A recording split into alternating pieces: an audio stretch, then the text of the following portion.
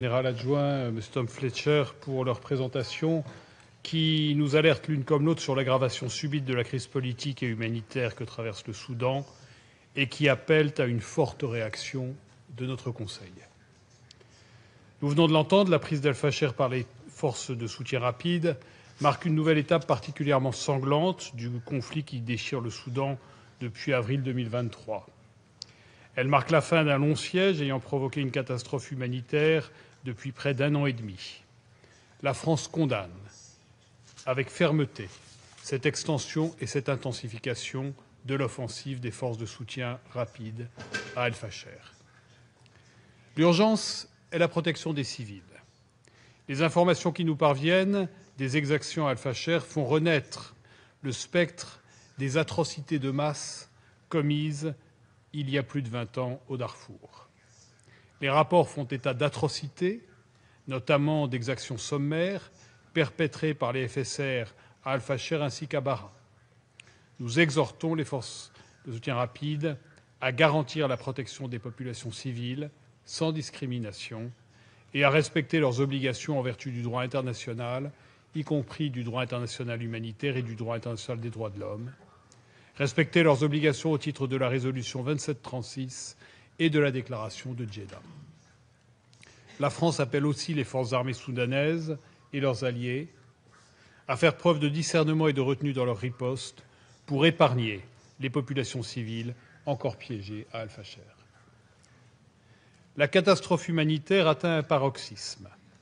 La France condamne, avec la plus grande fermeté, la frappe sur l'hôpital saoudien Al-Fasher qui a fait plus de 460 morts d'après un bilan provisoire de l'Organisation mondiale de la santé.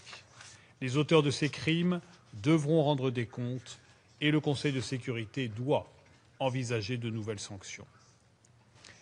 Il appartient aux parties au conflit d'assurer un accès humanitaire sûr, rapide, sans entrave, à toutes les populations dans le besoin, où qu'elles se trouvent, à travers les frontières et les lignes de front.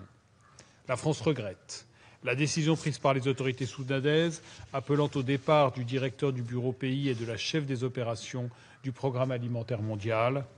Nous saluons l'action du PAM pour apporter une aide alimentaire aux populations civiles au Soudan, où la famine continue de se propager, où 25 millions de personnes sont en situation d'insécurité alimentaire aiguë.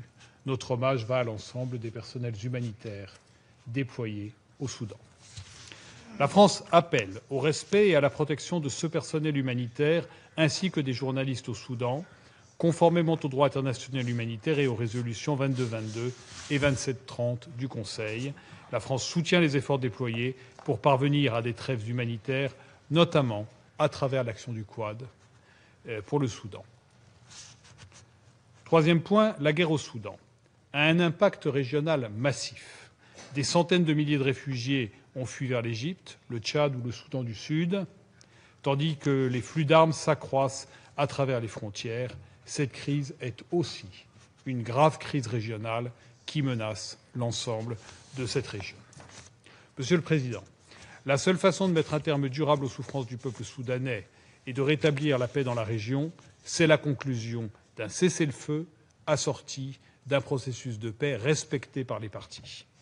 La France appelle donc les parties au conflit à s'engager dès à présent et de bonne foi dans des négociations directes en ce sens. Il n'y aura pas de solution militaire à ce conflit. Afin de permettre ce cessez-le-feu, tous les acteurs étrangers doivent cesser d'alimenter les parties, aussi bien sur le plan financier que logistique ou militaire.